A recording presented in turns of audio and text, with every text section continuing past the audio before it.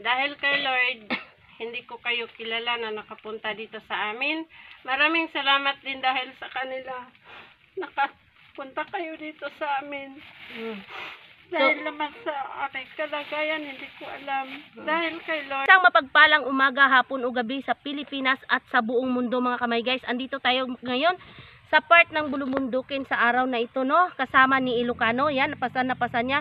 Pupunta tayo sa part ng bundok mga kamay guys. Gawa nga ay may napag-alaman tayo na mayroong 3 pamilya na nangangailangan daw ng tulong mga kamay guys. Ito ay may kapansanan po at yung isa hindi ko alam kung ano yun. Titingnan natin at pupunta natin kung ano ba klaseng mga pamilya ito mga kamay guys, no? Para nating malaman ay tara sundan nyo kami mga kamay guys. Maputik guys. Nako.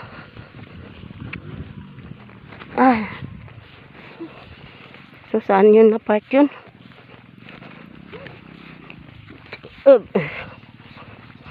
Ayaw ilabay mo swimming gum, Marshall.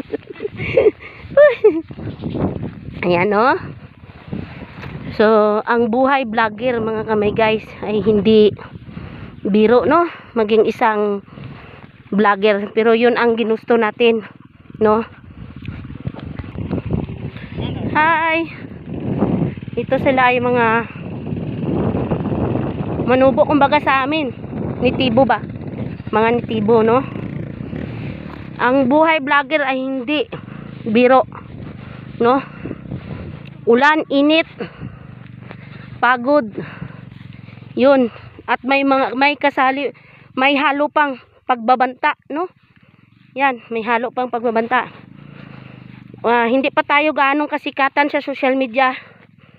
May mga pagbabanta na at mga mga kamay guys, nagsisilibasa ng mga basher. Nako. Ay. Mauna ka dito sa taas. Buta lang yung kamera dito. Una ko sa babaw. Una lang dito sa taas eh. Hoy, Mariset. Ado-ado ka ganto dirite? Oh. Diyan at kung balay, oh. Mahirap ang ano dito, ma'am. Nung mag-aral ang mga anak namin. Kasi magbagyo, putik. Maputik masyado. Mag-akyat na tayo sa bundok. Sige na. Nabaguan si Ilocano mga kamay guys, no? So guys, no? Nakarating na talaga dito tayo sa isang bahay ni ate, no? Na atin siyang interviewin. Atin siyang anuhin mga kamay guys. Tunghayan natin ang kwento ng buhay ng isang nanay na lumalaban sa hamon ng buhay, lumalaban sa hamon ng kahirapan ng buhay mga kamay guys. Kaya tara, sana'y inyong mapusuan ang bidyong ito. So, dito, ate, ang aso mo nag-ano, no? So, upo lang ikaw dyan, no? So, hindi na ako maghingi ng good morning kasi nakapahinga naman ako.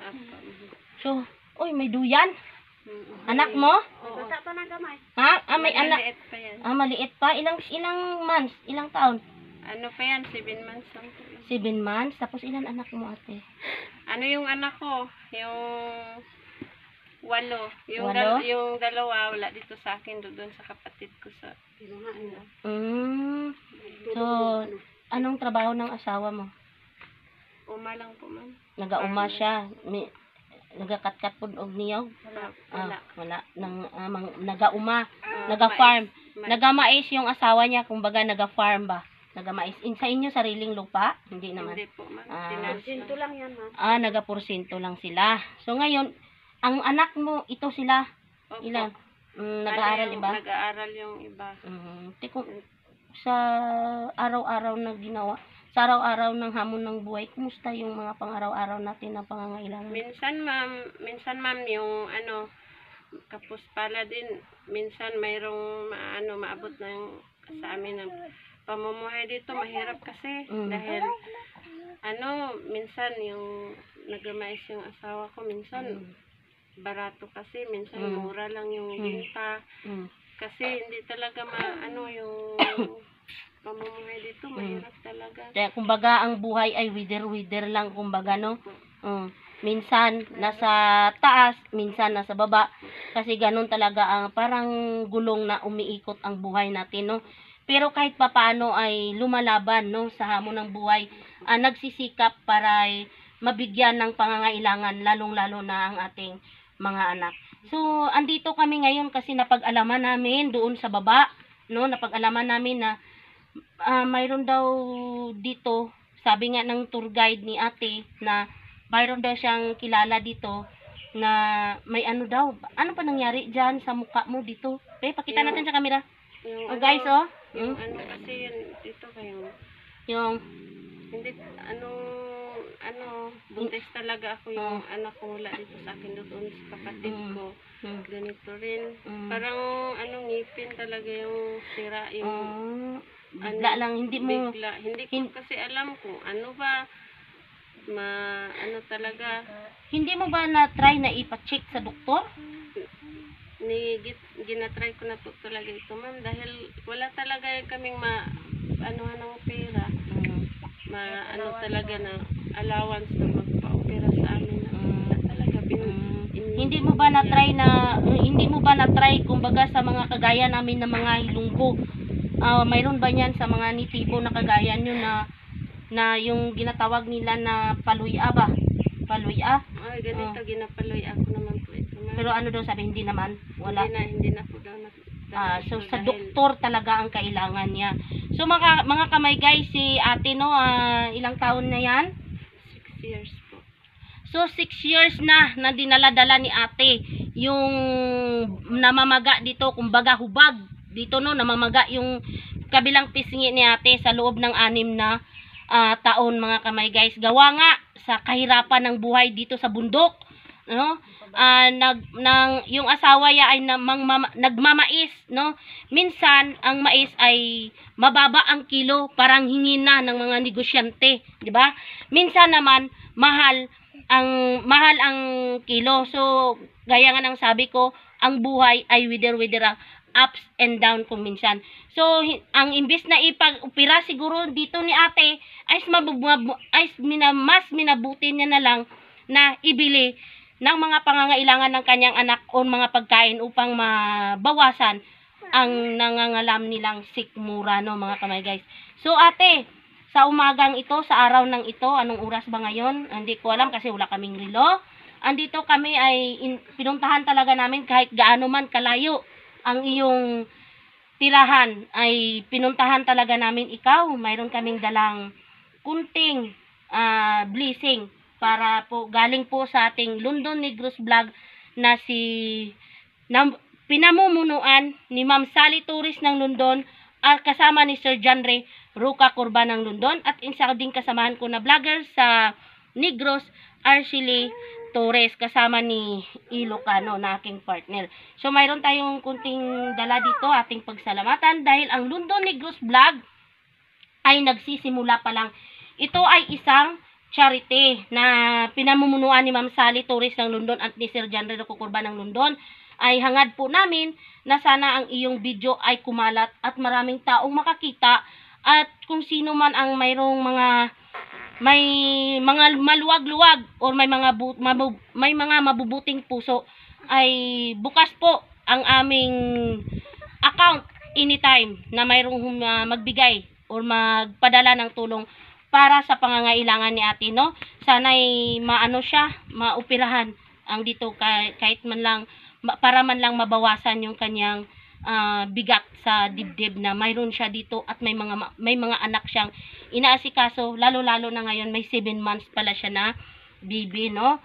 So ngayon dala namin ay tanggapin natin sa na mayroon kaming konting konti lang ito, ha. So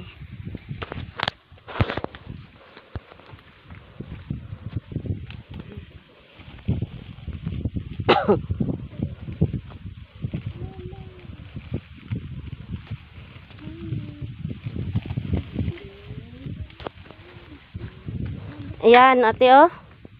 Yan. Bigas natin at saka noodles at sardinas, ha. Yan lang muna, ha. Ha? Sige. Sige pa, ma'am. So ngayon, mayroon kaming kunting blessing na dala sa iyo, ating pagpasalamatan ate. Ano ba ang masasabi mo sa ating sponsor na si Ma'am Sally Torres ng London at Sir John Rero Cocoba ng London? Ano ang iyong masasabi sa iyong blessing na natanggap ngayon? Maraming salamat din dahil sa malayo sa kanila. Dahil kay Lord, hindi ko kayo kilala na nakapunta dito sa amin. Maraming salamat din dahil sa kanila. Nakapunta kayo dito sa amin. Dahil naman sa aking kalagayan, hindi ko alam. Dahil kay Lord, maraming blessing na binigay niya, maraming taong ginamit niya para makapunta dito. So, ate, ngayon, ano ba ang iyong kahilingan? Diyan ating kamera. Bakay... Hiniling ko lang sana sa Sige. yung may mabuting puso na sana matulungan ako na kaya ditong kalagayan ko mahirap. Kailangan ko talaga mapoperahan ito. Yung akong mukha dahil mahiya naman akong magpunta doon sa maraming tao na ganito ako. Hindi ko talaga matanggap. Dahil bago lang ito sa akin. Hindi ko talaga matanggap na sa maraming tao na mahiya naman akong makipag-ano sa kanila na ganito ako. Kaya kailangan ko talaga na sa mabuting puso na kaya sana mabigyan niyo man ako na kahit kunting tulong lang mapoperahan ko itong ano ko. Sige. So, mga kamay guys, no? Ayan si ate, no? Sa una nating papasok dito ay maaliwalas ang kanyang muka na nakita niya tayo, no? So, habang tumatagal na tayo ay nag-interview at siya ay nagsalita na ay luha na ang lumalabas sa kanyang mga mata. Ay tayo din ay may gininto ang puso, hindi tayo bato. Ay para din akong mapaluwa gaya din ni Ilocano na ating kameraman, mga kamay guys. So, isa lang ang kahilingan ni ate. No, hindi siya humiling ng kahit anuman sa kabila ng kahirapan ng buhay. Hindi siya humiling ng kung ano-ano man. Ang kanya lang sana kung mayroong mabubuting kalooban o may mga gininto ang puso dyan, ay sana mapaupirahan natin ang muka ni ate, no? Kasi nga ay nahihiya na daw siya makipaghalubilo sa mga tao. So ilang nakapacheck up na daw siya sa doktor, hindi niya kakayanin kasi ang yung ipaupira or ipacheck up niya or ibili ng gamot ay mas nangangailangan ang kanyang buong pamilya, lalong-lalo ng kanyang mga anak. So, mga kamay guys, para po sa dyan sa mga maluluwag, sa mga may maluluwag na bulsa dyan, no? Ay bukas po ang aming mga palad para sa donasyon ninyo para kay ate, mga kamay guys. So, ngayon, ay tayo magpasalamat sa pong may kapal sa araw na ito na binigay niyo sa atin, no? Isang magandang panahon, no, galing kay Lord ang araw na ito. Maraming salamat po sa pagkakataon na ibinigay niyo sa amin, Ma'am Sally Torres ng London, Sir John Rero Cocoba ng London, kasama ni Arcely Torres ng Negros, at syempre ang aking kameraman Ilocano. Kahit gaano man kahirap ang sitwasyon ng buhay, tuloy-tuloy po tayo na lalaban sa hamon ng buhay. Isang mapagpalang umaga po sa inyong lahat. God bless everyone. Ayan, no, ang mukha ni ate. Guys, ayan na yan, oh. Yan, no. Gaagas na, te? Sige, gaagas. Sige pala, tumutulo yan. Hindi mo gitry maghampol-hampol ka, te? Naghampol man ko. So, kailangan talaga, doktor. Ayan, no? Guys, sana may magtulong. Maraming salamat po.